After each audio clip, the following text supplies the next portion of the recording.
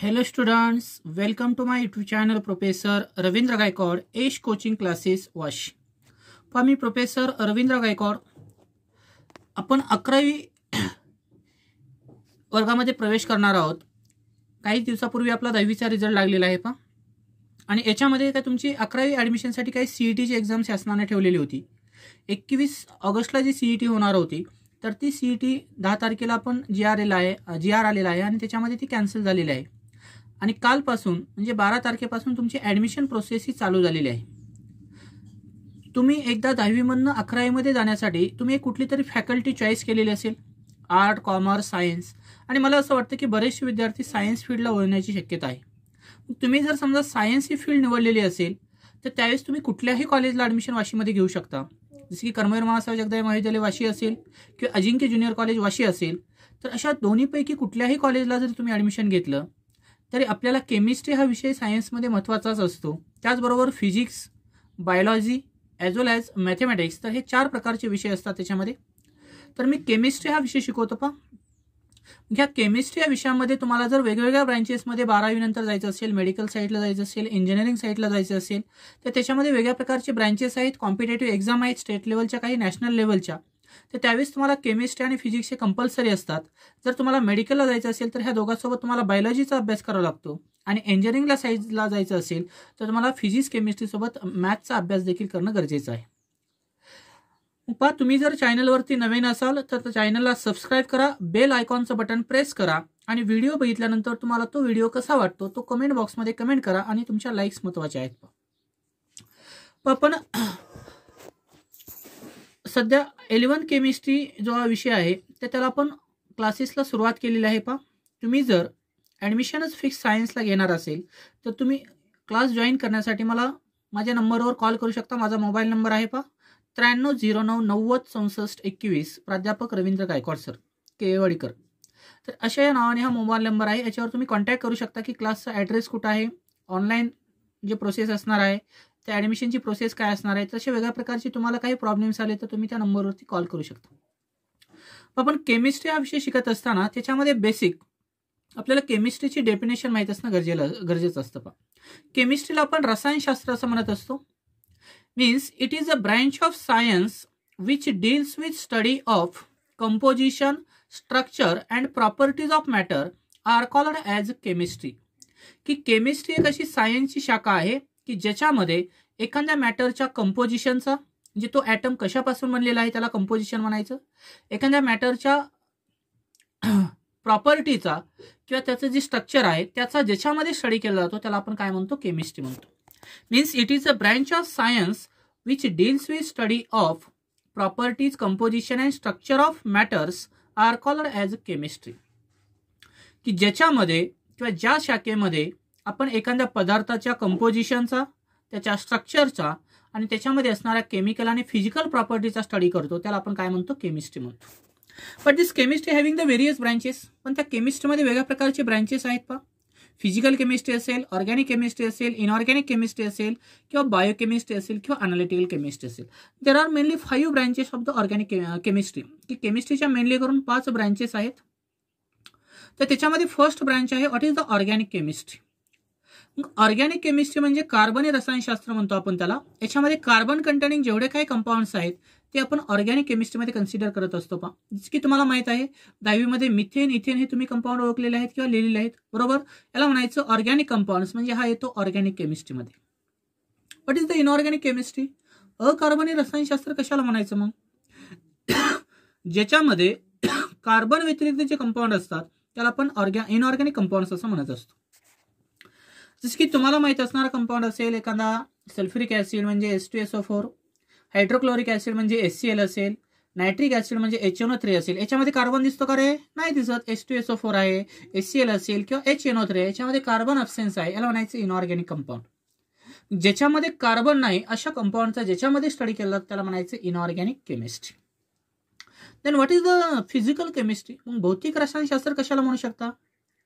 मग भौतिक रसायनशास्त्र जसं तुम्ही 10वी मध्ये सायन्स पार्ट 1 ग्रॅव्हिटेशन हा टॉपिक होता त्याच्यामध्ये तुम्हाला न्यूटन्स फर्स्ट, सेकंड आणि थर्ड लॉ होता. केपलरचा फर्स्ट, सेकंड आणि थर्ड लॉ होता. तर असे वेगळ्या प्रकारचे लॉ असतील किंवा त्याच्यावरचे जे प्रॉब्लेम असतील त्याचा ज्याच्यामध्ये आपण स्टडी करतो त्याला म्हणायचं फिजिकल केमिस्ट्री. मग तुम्ही 11वी आणि 12वीमध्ये केमिस्ट्री हा विषय घेतल्यानंतर सायन्समध्ये ॲडमिशन घेतल्यानंतर तुम्हाला केमिस्ट्री विषय आहे कंपल्सरी. मग या विषयामध्ये तुम्हाला 4 पार्टमध्ये याचं डिव्हायडेशन केलेलं असतं. ऑर्गॅनिक, इनऑर्गॅनिक, फिजिकल आणि चौथी केमिस्ट्री असते analytical chemistry. This analytical chemistry is called as a practical chemistry, की ज्यावेळेस आपण एखाद्या रॅडिकलचं डिटेक्शन करणार आहोत प्रॅक्टिकल 11th स्टँडर्डमध्ये किंवा 12th स्टँडर्डमध्ये, ॲसिडिक किंवा बेसिक रॅडिकलचं, किंवा त्याचं एखाद्या सॅम्पलचं अनालिसिस करणार आहोत किंवा फंक्शनल ग्रुपचं डिटर्मिनेशन करणार आहोत, त्यावेळेस तुम्ही लॅबमध्ये जे वर्क करता त्याला म्हणायचं analytical chemistry. Then what is the biochemistry? मग बायोकेमिस्ट्री कशाला म्हणायचं रे? कोण सांगते? बायो म्हणजे जीव. मग बायोकेमिस्ट्री कशाला म्हणायचं? ज्या केमिस्ट्रीमध्ये लिव्हिंग ऑर्गॅनिझमचा स्टडी केला जातो त्या केमिस्ट्रीला काय म्हणायचं? बायोकेमिस्ट्री. राहील लक्षात? मग ज्याच्यामध्ये कार्बन कंटेनिंग कंपाऊंड असतात त्याला ऑर्गॅनिक केमिस्ट्री म्हणायचं. Other than carbon containing compound असतात त्याला इनऑर्गॅनिक केमिस्ट्री म्हणायचं.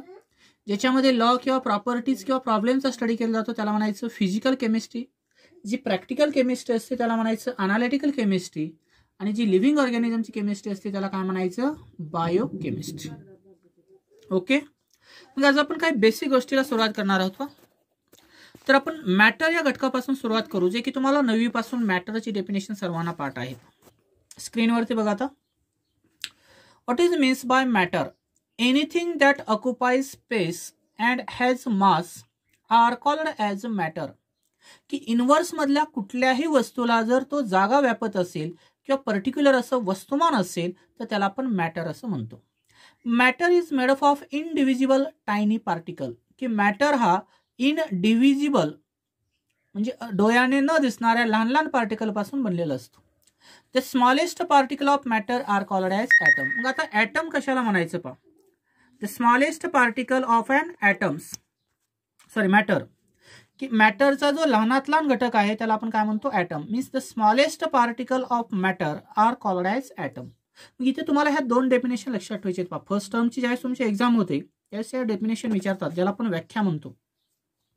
डिफाईन मॅटर असा क्वेश्चन असतो त्यावेळेस तुम्ही लिहू शकता anything that occupies space and has a mass are called as a matter.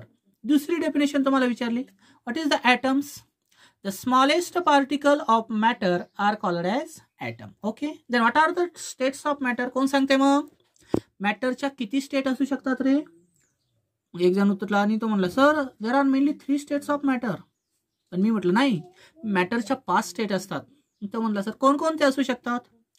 The matters can be classified into mainly 3 types but overall there are 5 types. Generally मॅटरचे हे 3च प्रकार आहेत. तुमचं म्हणणं बरोबर आहे, पण ओव्हरऑल जर पाहिले तर त्याचे 5 टाइप्स आहेत. Solid, liquid, gaseous state, plasma आणि बोस आइन्स्टाईन कंडेन्सेट. प्लाझ्मा म्हणजे तुमचा डिंक असेल किंवा गम म्हणतो आपण त्याला, ही प्लाझ्मा स्टेटमध्ये येते. आणि वॉटर वेपरच्या वरची जी स्टेट आहे त्याला बोस आइन्स्टाईन कंडेन्सेट असं म्हणायचं. तर ह्या मॅटरच्या 5 स्टेट आहेत त्यातल्या आपल्याला 3 स्टेट सर्वात महत्वाच्या आहेत. Matter gives mainly 3 state that is solid, liquid and gas. Matter is made up of extremely small particle are called as atom. की मॅटर हा एकदम लहान पार्टिकल पासून बनलेला आहे त्याला काय म्हणणार तुम्ही? Atoms. Atoms itself possess the complex structure. की ॲटमचे जे स्ट्रक्चर आहे ते कॉम्प्लेक्स स्ट्रक्चर असतं. कारण कुठल्याही स्ट्रक्चर हे 2 प्रकारचं असू शकतं. जे डोळ्याने दिसतं त्याला सिंपल स्ट्रक्चर म्हणायचं आणि जे डोळ्याने दिसत नाही त्याला कॉम्प्लेक्स स्ट्रक्चर म्हणायचं. Means atom itself possess the complex structure. की ते स्वतःवरून कॉम्प्लेक्स स्ट्रक्चर दाखवतं. But it consist of 3 fundamental particles like electrons, protons and neutron. पण त्याच्यामध्ये 3 फंडामेंटल पार्टिकल असतात ते म्हणजे इलेक्ट्रॉन, प्रोटॉन्स आणि neutrons. Every atom gives 2 parts in their structure. की प्रत्येक ॲटमच्या स्ट्रक्चरमध्ये 2 पार्ट असतात. एक असतो न्यूक्लिअर पार्ट आणि दुसरा असतो एक्स्ट्रा न्यूक्लिअर पार्ट. इथे डायग्राममध्ये दिसते पहा. सेंटरचा जो न्यूक्लियस आहे त्याला म्हणायचं न्यूक्लिअर पार्ट आणि हे जे 4 सेल काढले आहेत सर्कल फॉर्म मध्ये याला म्हणायचं ऑर्बिट किंवा सेल. तर हे कशामध्ये असतात? एक्स्ट्रा न्यूक्लिअर पार्ट मध्ये येतात पहा. म्हणजे याला तुम्ही काय म्हणणार? एक्स्ट्रा न्यूक्लिअर पार्ट म्हणायचं. आता ह्या प्रत्येक ॲटमच्या स्ट्रक्चरमध्ये 2 घटक असतात. एक असतो न्यूक्लिअर पार्ट आणि दुसरा असतो एक्स्ट्रा न्यूक्लिअर पार्ट. मग तुम्ही म्हणताल सर न्यूक्लियस हा कोणत्या घटकामध्ये येईल? न्यूक्लियस हा न्यूक्लिअर पार्टमध्ये प्रेझेंट असतो आणि त्या न्यूक्लियसमध्ये 2 फंडामेंटल पार्टिकल असतात. एक असतो प्रोटॉन आणि दुसरा असतो न्यूट्रॉन. तसं एक्स्ट्रा न्यूक्लिअर पार्टमध्ये ऑर्बिट येतात, तर ऑर्बिटला आपण सेल म्हणतो. सेल म्हणजे कक्षा असते आणि त्याच्यामध्ये येतो इलेक्ट्रॉन्स. म्हणजे मेनली करून जर आपण फंडामेंटल पार्टिकल जर ॲटमचे 3 पाहिले तर 2 हे न्यूक्लियसमध्ये असतात ॲटमच्या, प्रोटॉन आणि न्यूट्रॉन, आणि न्यूक्लियसच्या भोवती रिव्हॉल्व होणारे कोणते असतात, तुमचे इलेक्ट्रॉन्स असतात. आता याच्या फिजिकल प्रॉपर्टी आपल्याला बघायचे, ते 2 मार्काला परीक्षेत विचारतात. Electrons are negatively charged pieces. जे इलेक्ट्रॉन असतात ते निगेटिव्हली चार्जड पेसीस असतात, म्हणजे त्याच्यावर मायनस चार्ज असतो. पहा, electron revolves around the nucleus of an atom of an element, की इलेमेंटमध्ये जो ॲटम असणार आहे त्या ॲटमच्या न्यूक्लियसच्या भोवती इलेक्ट्रॉन तुम्हाला रिव्हॉल्व्ह झालेला दिसतो. मग तो कसा रिप्रेझेंट करायचा? पहा, -1 इज 0. -1 हा त्याचा चार्ज असेल आणि 0 हे त्याचं मास आहे. Means electron are represented by the -1 is 0 due to charge on the electron is -1. म्हणून इलेक्ट्रॉनवरचा चार्ज हा किती असतो? -1 असतो. Then what is the mass of electron in AMU? मग ॲटॉमिक मास युनिट काय असेल इलेक्ट्रॉनचं? तर ते असतं 0.0055 AMU. एवढं त्याचं इलेक्ट्रॉनचं मास असतं. ते जर आपण किलोग्रॅम मध्ये कन्सिडर केलं तर किती येईल? पहा, 9.18 × 10⁻³ किलोग्रॅम. मग ह्या इलेक्ट्रॉनची डिस्कवरी कोणत्या सायंटिस्टने केली? 1897 मध्ये जे या थॉम्सनने इलेक्ट्रॉनची डिस्कवरी केली. पहा, लक्षात राहू द्या, 1897 मध्ये जे थॉम्सन या सायंटिस्टने इलेक्ट्रॉनची डिस्कवरी केली. त्यानंतर आहे what are the properties of protons, की प्रोटॉनच्या काय काय प्रॉपर्टी आहेत? Protons are positively charged pieces, की प्रोटॉनवर प्लस चार्ज असतो. Protons are present in a nucleus of an atom of an element, की प्रोटॉन हा न्यूक्लियसच्या ॲटमच्या न्यूक्लियसमध्ये प्रोटॉन हा प्रेझेंट असतो. मग त्याला कसं दर्शवणार आपण? +1 P1 किंवा H11.